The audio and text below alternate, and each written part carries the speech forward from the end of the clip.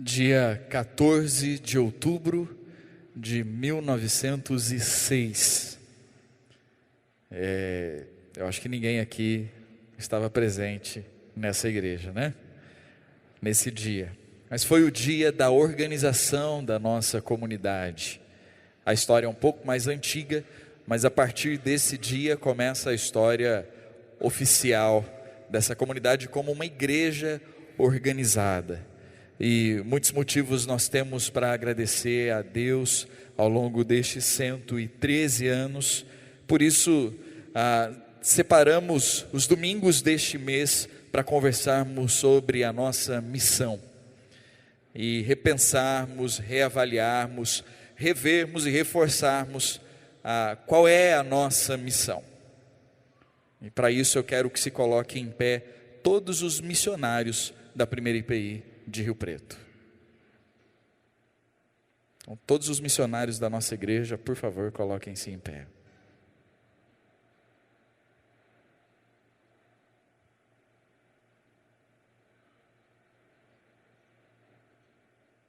Muito bem, vocês podem se assentar.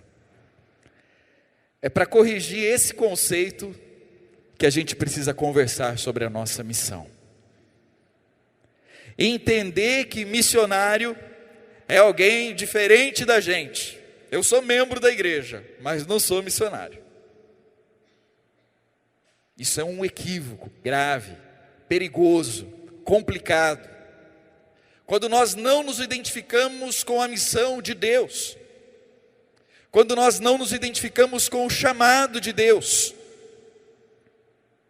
se nós não nos identificamos como missionários, porque essa é a essência da nossa missão,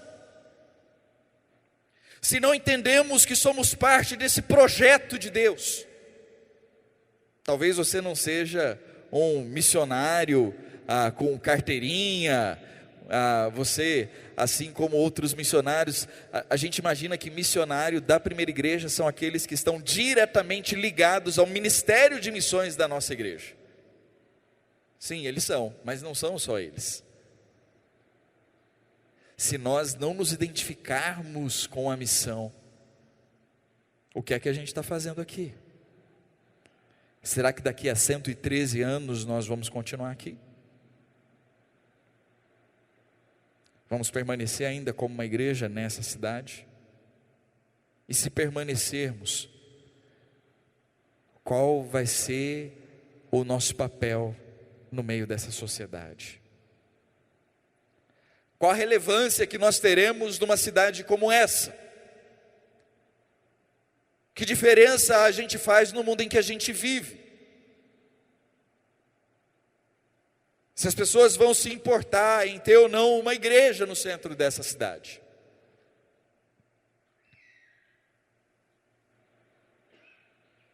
Repensarmos a nossa missão e o porquê nós estamos aqui é muito importante. O tema da nossa série de mensagens é a nossa declaração de missão. Vamos ler juntos? Amar a Deus e amar as pessoas. É muito bom ter essa declaração de missão, mas só saber é pouco, para não dizer que é nada. Não resolve e não adianta. Se nós não interiorizarmos isso, se isso não for nossa missão de vida, que diferença a gente faz nessa cidade? Aliás, eu não sei há quanto tempo você mora nessa cidade, nem como é a sua relação com a cidade. Se você gosta do calor aqui, se você gosta do trânsito, você gosta do clima, se você gosta das capivaras que tem aqui, não sei como é que é a sua relação com a cidade. Então eu quero te convidar a ficar em pé. Se junta aí com umas 4 ou 5 pessoas e vocês vão dizer 3 coisas. Primeiro, o seu nome. Segundo, há quanto tempo você mora aqui em Rio Preto? Terceiro, o que é que você mais gosta na nossa cidade? Muito bem. Como é que é a sua relação com a cidade? Como é que você se vê aqui nessa cidade? Como é que você vive e expressa a sua fé na cidade onde você vive? De que forma você pode amar a Deus e amar as pessoas aqui em Rio Preto? Nós vamos juntos olharmos para a palavra de Deus, abrindo as nossas Bíblias no Evangelho de Lucas, no capítulo 10.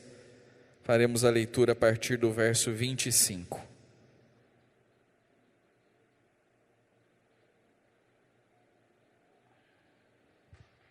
Evangelho de Lucas, capítulo 10, a partir do verso 25.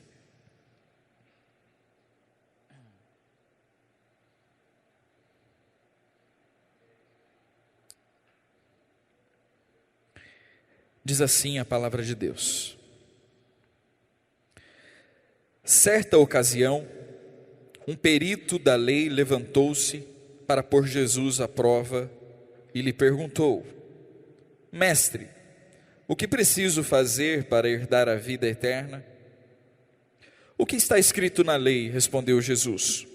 Como você a lê?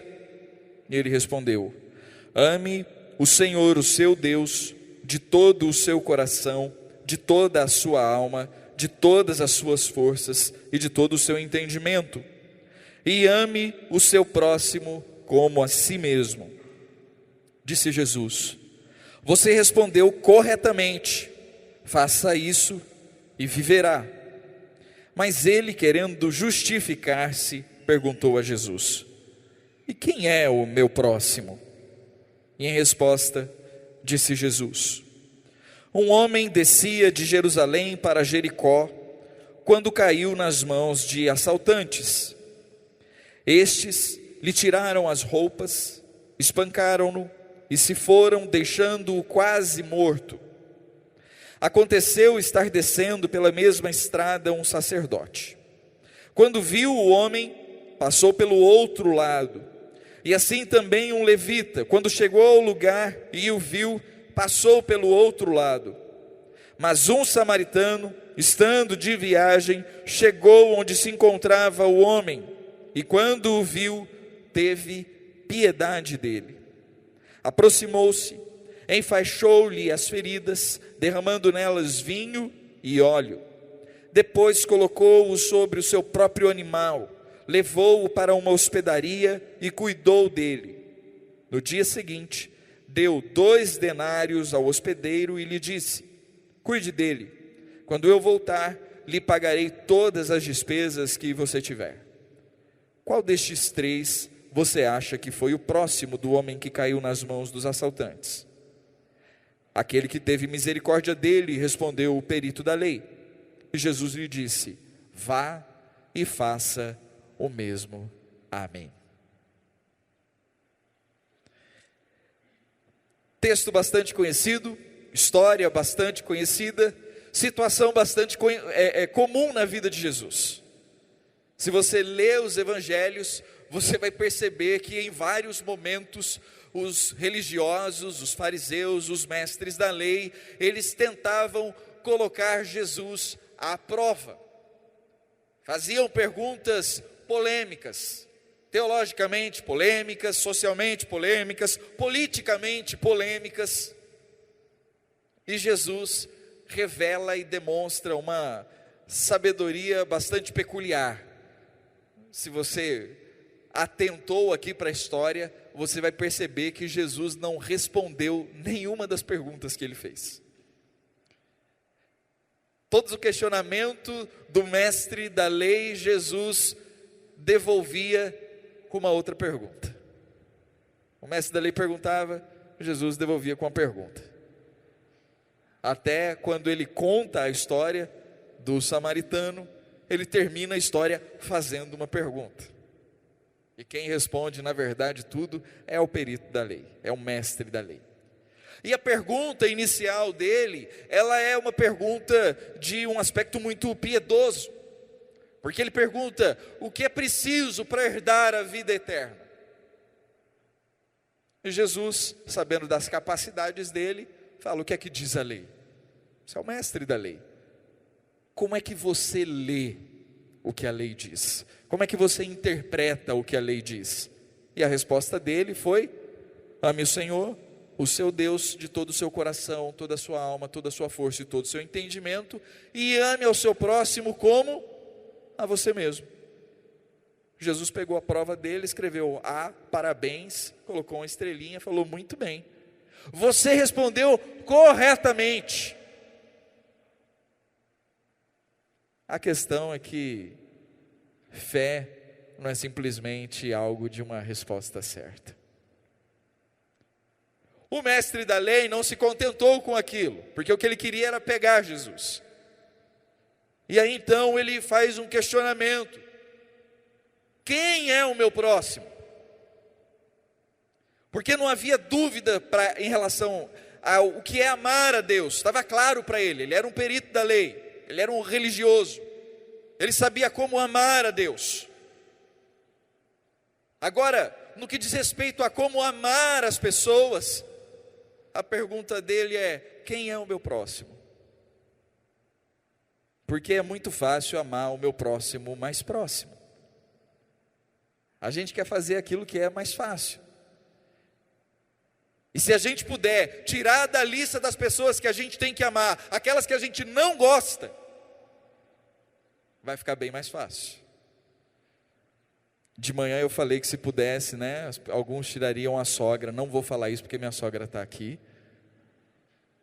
Não faça isso. Mas talvez você queira tirar aquele cunhado chato. Talvez você queira tirar o seu funcionário que te dá trabalho, o seu patrão que pega no seu pé, aquela sua amiga pegajosa. Talvez você queira tirar da lista pessoas que pensam diferente de você, que têm um posicionamento político, teológico, religioso diferente do seu. É muito difícil amar essas pessoas. É fácil amar quem é parecido com a gente. É fácil amar quem tem os mesmos gostos que o nosso. Eu imagino uma igreja só de corintiano. A igreja fiel. Ó.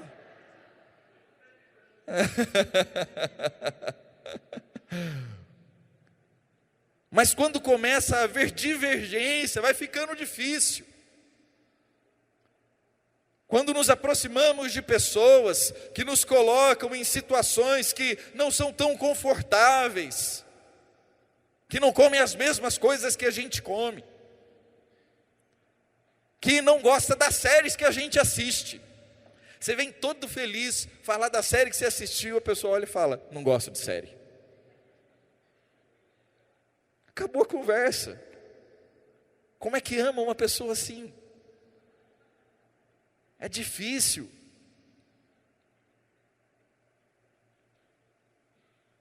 Como amar uma pessoa que fala para você: ó, a gente pode ser amigo, mas nada de Jesus.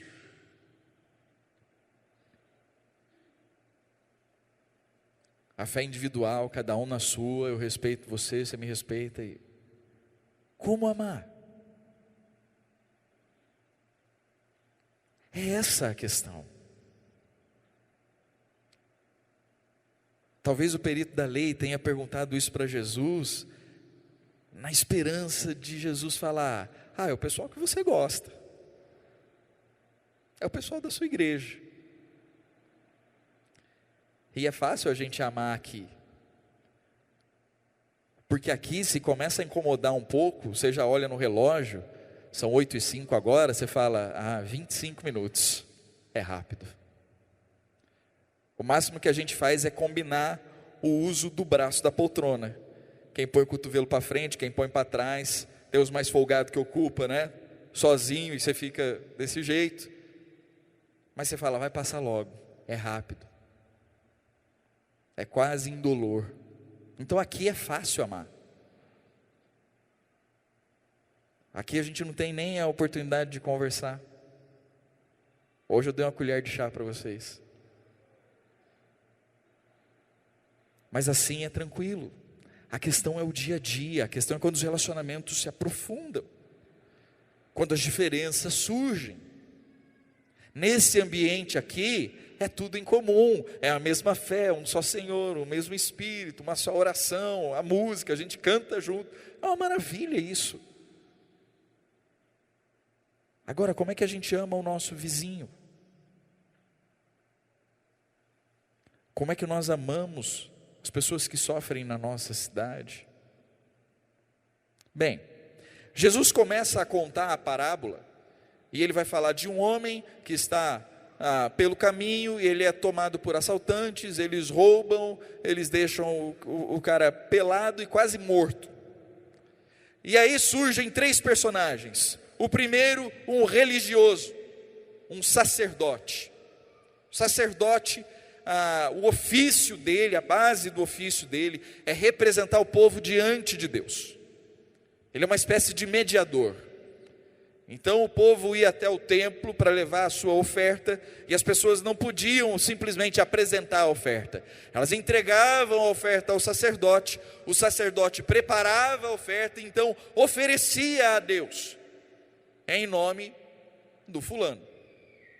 Ou fazia sacrifícios em nome do povo, intercedia pelo povo, representava o povo diante de Deus.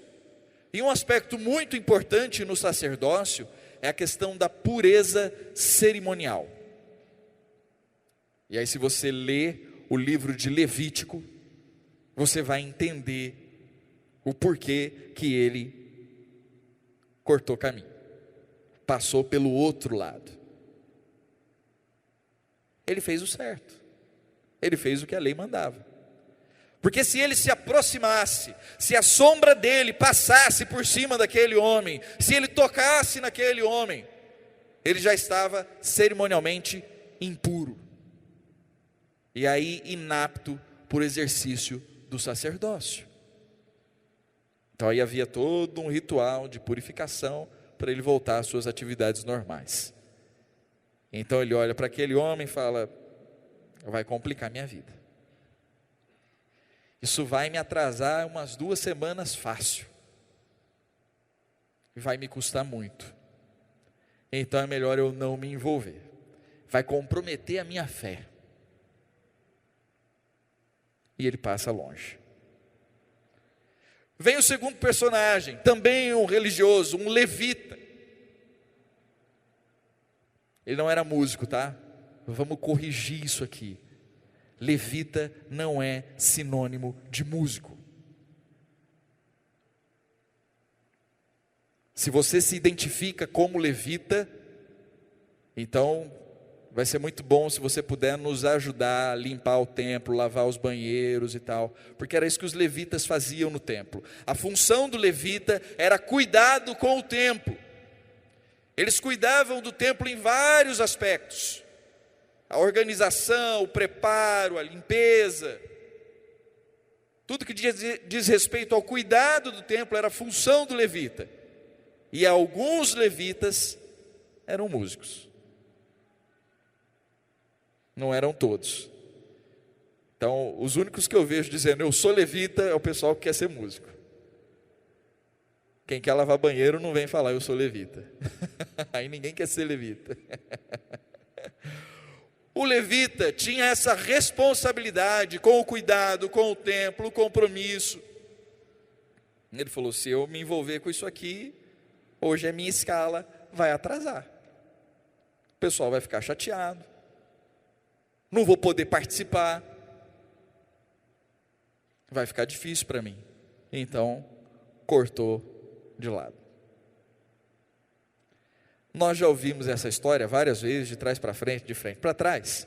E a gente até chama a história de a parábola do bom samaritano.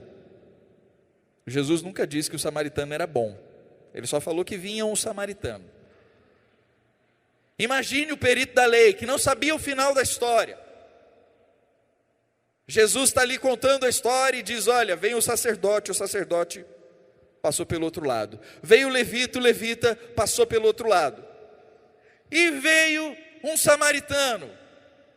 O perito da lei já parou, pensou, falou: o levita fez alguma coisa. Com certeza. Certeza que ele passou e chutou o cara e acabou de matar. Porque é isso que o samaritano faz. Era essa a visão que um bom judeu deveria ter de um samaritano. Os samaritanos eram personas não gratas assim. E aí, para a gente entender a rixa, a gente tem que entender um pouco da história. O pessoal sai do Egito, vai para a terra prometida, e eles chegam lá, se dividem entre as tribos pela terra, e é um reino só, é um povo só. Aí eles pedem um rei, vem o Saul reinar, o Saul reina, é um reino só, um povo só. Depois de Saul vem Davi, é um reino só e um povo só. Depois de Davi vem Salomão, a mesma coisa. Quando Salomão morre, aí vem o golpe. E aí o reino se divide entre Israel e Judá, entre norte e sul. Acontece que, passado o tempo, no reino do norte há uma invasão dos assírios. Os assírios invadem, eles matam todos os homens, e eles veem que as mulheres são belas, bonitas e formosas, e eles tomam as mulheres como esposas, e decidem ficar por ali. E aí começa a nascer criança, há uma miscigenação, há uma mistura de etnia, há uma mistura de religiosidade, de espiritualidade, e os judeus lá do sul começaram a falar: esse pessoal não é nosso parente não, não me representa, nem vem querer aparecer no almoço de domingo que não vai ter coxa de frango para eles. Os judeus não gostavam das outras nações, mas não tinha afeto, eram os outros povos, e estava tudo bem. O samaritano não, tinha afeto. E aí, como diz o gaúcho, eles garraram ódio naquilo, era ódio mesmo, a ponto de, lá em João capítulo 4, quando Jesus aborda a mulher samaritana à beira do poço, ela fica espantada, e ela questiona Jesus: como é que você, sendo judeu, pede água para mim, uma mulher samaritana? E aí tem a notinha de rodapé lá do João, o João explica, ele fala: porque os judeus não se dão bem com os samaritanos. Então, quando Jesus introduz o samaritano na história, o mestre da lei já pensa o pior. Ih, história trágica. Mas Jesus fala: o samaritano vinha pelo caminho e teve piedade. Parou, cuidou das suas feridas, colocou vinho e azeite. Isso é muito significativo. O que representa o vinho e o azeite na Bíblia. O vinho é sempre símbolo de alegria, e o azeite é sempre um símbolo de cura. Alegria, regozijo e cura. Da onde menos se esperava. E não é só isso. Ele pega o homem, coloca em cima do seu animal, leva até uma hospedaria, e aí Lucas diz: no outro dia, ele vai até o hospedeiro, dá 300 denários, 300 denários não, 2 denários, eu já estou fazendo a conversão aqui, 1 denário corresponde ao valor de um dia de serviço braçal, vamos jogar aí mais ou menos uns R$150, 2 denários, uns R$300, então ele entrega lá uns R$300, e fala: ó, toma aqui esse dinheiro, na volta eu acerto a diferença, mas cuida dele, e a responsabilidade é minha. E Jesus termina dizendo: quem foi o próximo desse homem? Qual dos 3? E ele então obriga o mestre da lei a falar o que ele não quer, a reconhecer o que ele não quer, a sair dos seus lábios algo que ele não quer, tanto que ele nem pronuncia. Ele não fala: foi o samaritano. Ele vai dizer: aquele que teve misericórdia dele. Porque era uma realidade dura de ser reconhecida. Quantas vezes a nossa fé e o nosso compromisso religioso nos afasta das pessoas. Para não comprometermos a pureza da nossa fé, para não atrapalhar a nossa rotina religiosa, nós nos afastamos das pessoas. Nós negamos aquilo que Deus nos ofertou gratuitamente. Quando a gente fala de amar a Deus e amar as pessoas, nós estamos falando dessa relação de entrega. Como é que nós nos entregamos nos nossos relacionamentos? O que é que as pessoas enxergam do Evangelho, da graça de Deus, da misericórdia de Deus, a partir das nossas vidas? Ou o que elas estão recebendo é o nosso julgamento? Porque é muito fácil olhar e julgar. É muito fácil dizer não merece. É muito fácil dizer bem feito. É muito fácil dizer também, vivendo assim, plantou, colheu, agora se lasque.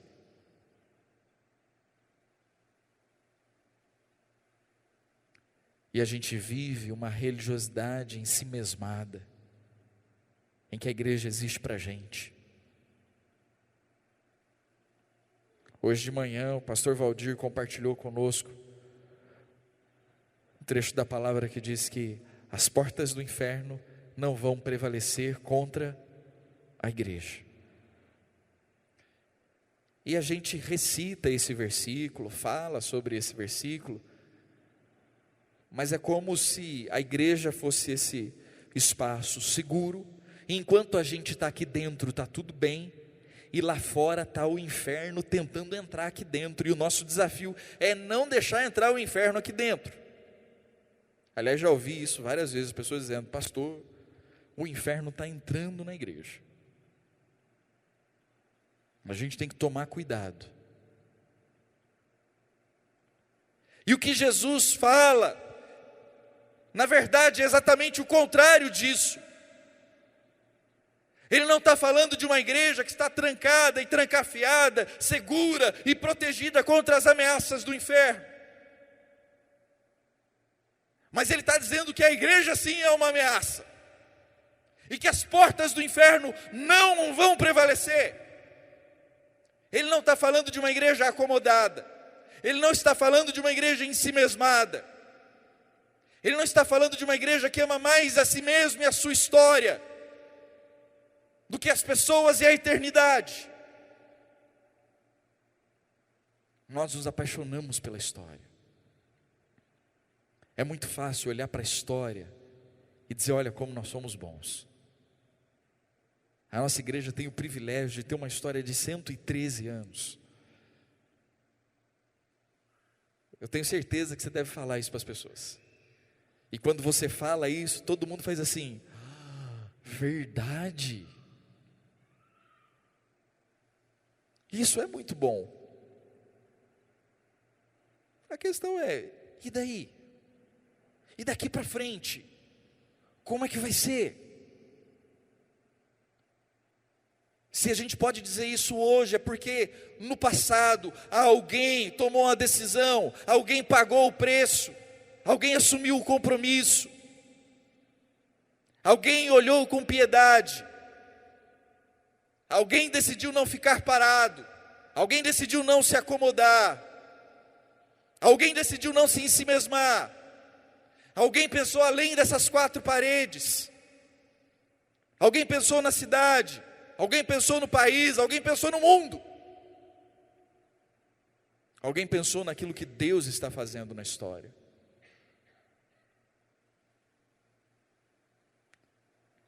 A gente vive uma realidade muito tranquila enquanto igreja brasileira. A gente não tem ameaça nenhuma. A gente é moldado, na verdade esse aspecto capitalista molda a nossa religiosidade. E aí a gente consome religião. A religião é um produto que a gente consome. E a gente fica tentando ver como é que a gente se acomoda nesse cenário todo. Compartilhei hoje de manhã. Recentemente, um pastor partilhava suas angústias. Por algum motivo, a liderança da igreja reuniu e decidiu mudar o nome da igreja. Mudaram lá o nome. A igreja tinha um nome e aí decidiram que era melhor um outro nome. Uns acharam bom, outros acharam ruim, uns concordaram, uns discordaram, é normal e é natural. Uns gostaram, outros não. Mas ele começou a falar de quantas famílias abandonaram a igreja porque mudou o nome.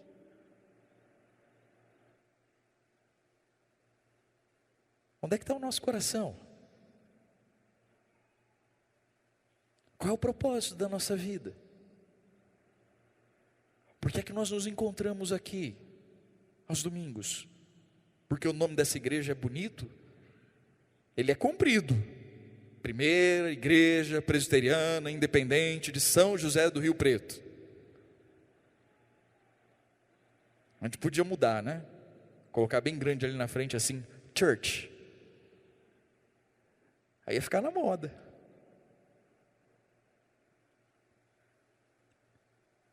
Mas não é para isso que a gente foi chamado. Nós não fomos chamados para ser a igreja da moda. Nós não fomos chamados para ser a igreja que agrada. Nós somos chamados para viver o Evangelho. E há um preço a ser pago. O sacerdote não quis pagar o preço. O levita não quis pagar o preço. Quem pagou o preço foi alguém que ninguém imaginava. Alguém para o qual as pessoas não tinham expectativa alguma. E nós?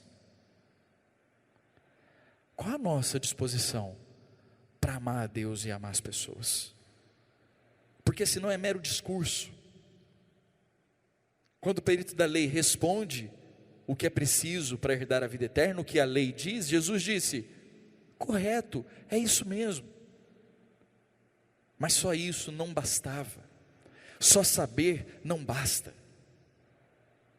Se isso não for a nossa vida, se isso não nos custar, amar dói. Para amar é preciso doer.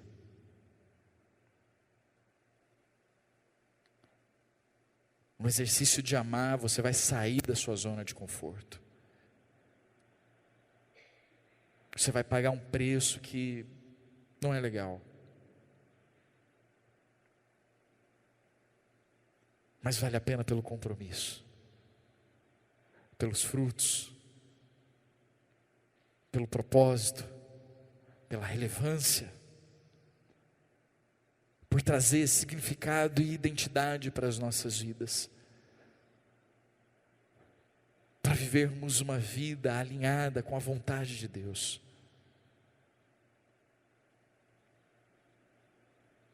É muito legal quando a gente vê que Rio Preto é a segunda melhor cidade para se viver no Brasil. Eu acho que de acordo com os índices do IDH. E tem muitos motivos, muita coisa boa que torna Rio Preto isso. Mas é contraditório, porque ao mesmo tempo Rio Preto é uma cidade que agoniza. De várias formas. E qual é o nosso compromisso? Ou a gente está pensando que isso é só responsabilidade do poder público e a gente não vai fazer nada. Alguém tem que fazer alguma coisa. De que forma nós temos colaborado para tornar essa cidade uma cidade melhor? Qual o nosso compromisso como igreja, para que o Evangelho chegue nos lugares aonde ele não tem chegado? Que os valores do reino alcancem as pessoas que não estão vivendo os valores do reino. Quem é que vai pagar esse preço? Eu tenho conversado com os ministérios, aliás, próxima final de semana os ministérios estarão reunidos para fazer o planejamento. E com vários deles nossa conversa tem sido essa: qual é a vocação da nossa igreja? O que é ser uma igreja no centro de Rio Preto? Por que é que Deus nos chamou? E o que é que a gente está fazendo com isso? Deus nos chamou para termos uma declaração de missão bonita?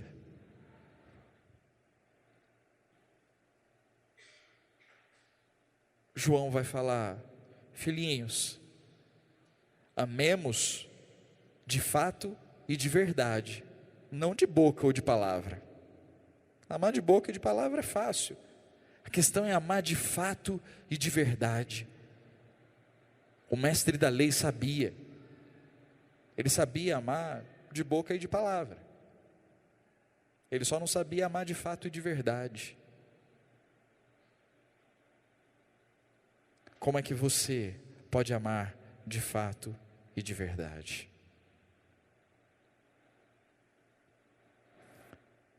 Se a sua célula não entender que ela existe para os outros e começar a achar que ela existe para ela mesma, vai morrer. Se o ministério onde você está servindo não entender que ele só existe por causa dos outros, vai ficar ensimesmado e vai morrer.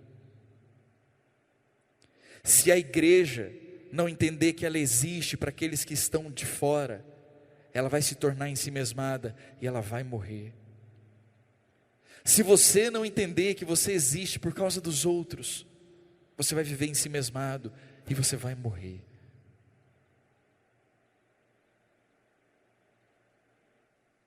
Como é que você vai amar a Deus e vai amar as pessoas?